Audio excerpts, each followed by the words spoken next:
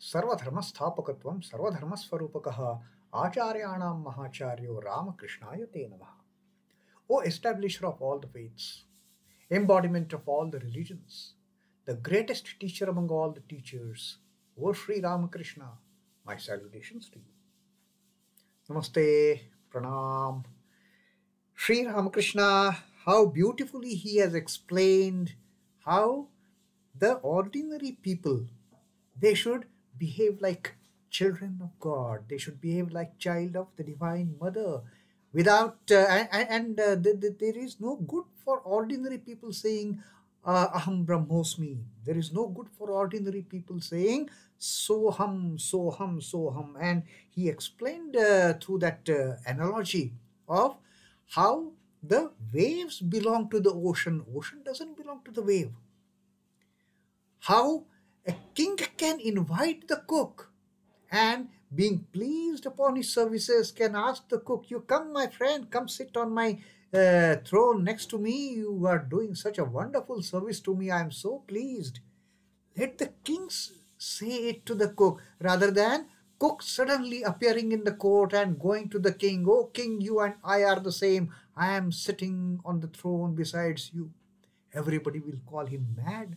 But the moment king invites him and makes him sit next to him, the entire court will start praising this cook for the wonderful service that the cook has offered, the cook has done for the king.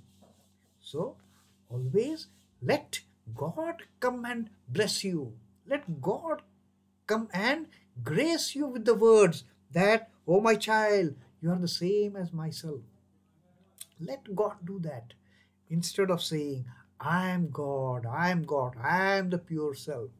Don't do that. You are not the ocean, you are the wave. Don't forget it ever.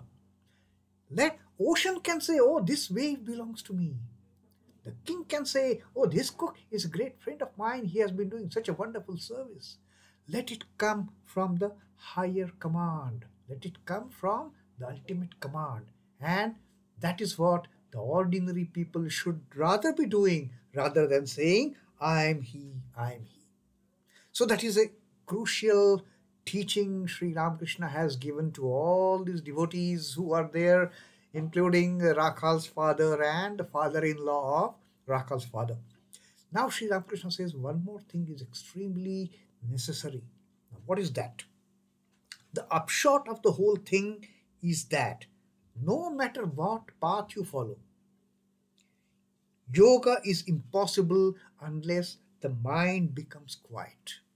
Whether you want to follow the path of neti, the path of yoga, the path of knowledge, or becoming a little child of the Divine Mother, you want to follow the path of devotion.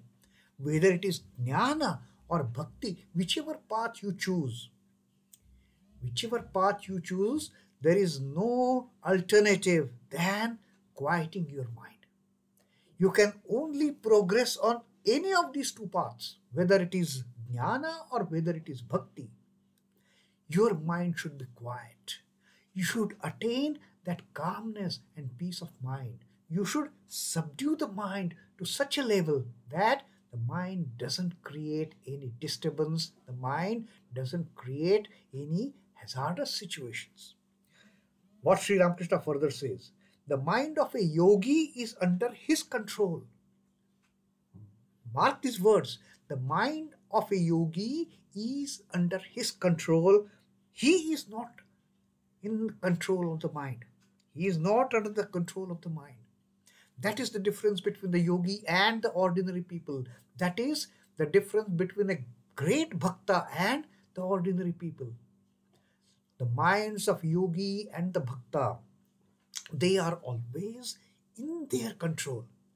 The yogi is not under the control of the mind. It is not yogi keeps on doing whatever his mind tells him. "Go man, go and enjoy that."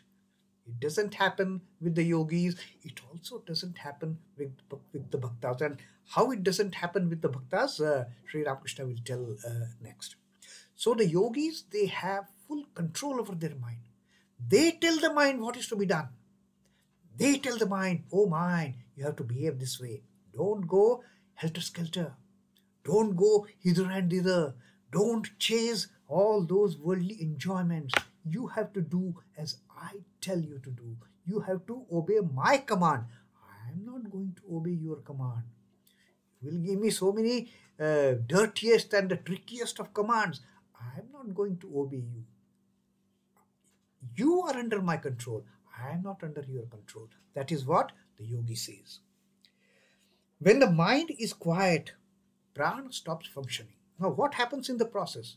When the mind becomes quiet, you reach a stage where you are completely in control of even your life force as such. Your breathing stops. You get into the stage of kumbhaka. When the mind is quiet, the prana stops functioning. Then one gets kumbhaka. This is what happens when the mind is completely quiet. When there are no ripples on the mind, when there are no waves on the mind is a steady mind, a calm, quiet mind. That is when Sri Ramakrishna says, then one gets kumbhaka. Kumbhaka is stoppage of breath. Whether it is internal kumbhaka or external kumbhaka, internal kumbhaka, antar kumbhaka is when you take in breath and hold it. Hold it inside. That is the antar kumbhaka. There is also bahir kumbhaka. You exhale and don't take the breath in. There are several types of kumbhakas for that matter. So these are all the control of the life force. With the mind being quiet, automatically you get into the mastery of controlling your life force the way you want. You can breathe. You can't breathe in, you stop the breath. You exhale and don't breathe in. You take the breath in, don't exhale. All those kind of the controls one possesses over the life force. When the mind is quiet, the prana stops functioning. Then one gets kumbhaka. One may have same kumbhaka through bhakti yoga as well. And Sri Ramakrishna says it is not a prerogative of these yogis. It is not only the prerogative of the followers of path of jnana that they get kumbhaka. Even bhaktas, they have all the right to reach that stage of attaining kumbhaka. They can also control their life forces as they are treading the path of devotion, as they are treading the path of bhakti. This kumbhaka, the control of the life force, is common for both yogis and the bhaktas. They are entitled to get that control over the life force because they have quietened their mind. The minds of both the yogi and the bhakta, they become so quiet, so calm, so much at peace that they reach the stage of kumbhaka where they have complete control over their life forces. The breathing is totally under their control and thereby the entire life force is under their control. Now, how for the bhaktas this work? That example Sri Ramakrishna is giving. Sri Ramakrishna says that in the kirtan, musician sings Nitai, amar, Hati. Supposing a kirtankar is singing a kirtan. The words of the kirtan may be Nitai, amar, Hati. My Nitai dances like a Hati, like a mad elephant. When Nitai gets into that fervor of the spiritual realization, he dances like a mad elephant. Then he is not under control. He is absolutely in that spiritual mood, in that spiritual fervor. So when Kirtankar is singing this, the Kirtankar himself gets into that spiritual mood, describing the spiritual mood of Nitai, that Nitai is dancing like a Mata Hati. The Kirtankar, the singer himself gets into that spiritual fervor, into that spiritual mood, and he doesn't have a control over what he's singing now. Now he can't sing the full line. Nitai, amar, Hati. He cannot sing the full line. Now what he says? Hati, Hati, Hati, Hati. Now the singer is not able to complete the line itself. All he says, he is in such a deep spiritual fervor. all he says is Hati, Hati, Hati, Hati. And then Sri Ramakrishna says, further the spiritual mood becomes so serious. It gets so much deepens. The spiritual mood deepens to such an extent that he can't even utter the word Hati. At the end, he only utters ha, ha, ha, ha. And that is the end of his kirtan. He gets one with the spirit of Nitai, with the spiritual fervor of Nitai. He cannot sing anything further, and his breathing as if it stops. With just ha, ha, ha, stops the breathing, and he also attains to that stage of kumbhaka. He also attains that stage where he now has controlled his entire life force, is in his control, that he has mastered all the life forces. So that is what Sri Ramakrishna says. It is not only for the yogis have that right to enjoy the state of kumbhaka. Even bhaktas can reach that stage of kumbhaka and enjoy that state of spiritual fervor, where they have this entire breathing, they have this entire life force under their control. So thus his prana stops through ecstasy and kumbhaka follows. Even for this musician who is singing the kirtan, now once he starts comes to that stage of he can only pronounce ha ha ha. He can't even say Hati. His prana stops and he is into the stage of kumbhaka. And then Sri Ramakrishna says, this doesn't happen anyway. Only in case of such great bhaktas, the singers of the kirtan. It happens in the way of ordinary life also. There are stages in our life where suddenly we get into a stage where we stop breathing. We get into that stage of exclamation where our breathing stops. So it is not an unusual thing. But if it comes to us on the process of bhakti, then it is most admirable. Now Sri Ramakrishna says how under ordinary circumstances of day-to-day life, people reach this stage of kumbhaka unknowingly. People get into this stage of breathlessness, for that matter. Sri Ramakrishna says, suppose a man is sweeping a courtyard with his broom, and another man comes and says to him, oh, hello, so and so is no more, he is dead. This man, he is cleaning the compound, he's using his broom. Somebody comes and tells him, oh man, that fellow has died. Now, if the dead person was not related to the sweeper, the latter goes on with his work, remarking casually, ah, that's too bad, he's dead, he was a good fellow. This fellow is no relation to him. He might have just heard about this person being so and so. Oh, that fellow has died. So what? ठीक है, चलता है. So he continues with his work of brooming and cleaning, and his reaction is just kind of so-so reaction. Oh, this fellow has died. Very bad, very bad. He was a good man, huh? But he continues with his work. Now Sri Ramakrishna says, the sweeping goes on all the same. But if the dead man was his close relative, then what is the reaction of this sweeper? If the dead man happens to be his close relative and somebody comes and tells him, oh, this fellow has died, the broom drops from his hand. Ah, he exclaims, and he too drops to the ground. That's it. The person in the first instance was a nobody. So he is not worried. He just casually, he takes that news, casually reacts to the news, oh, very bad, he was a good man, and continues with his work. But that second instance, if that person happens to be a close relative of this person who is sweeping the ground, the broom drops. Not only the broom drops, he just exclaims, and he also drops on the ground. He explains, and he too drops to the ground. His prana has stopped functioning. He can neither work nor think.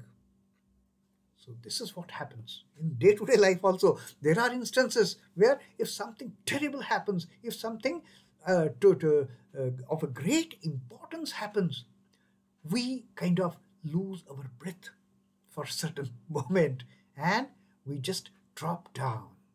So Sri Ramakrishna says this is what happens in the normal course also. Again, he gives another example.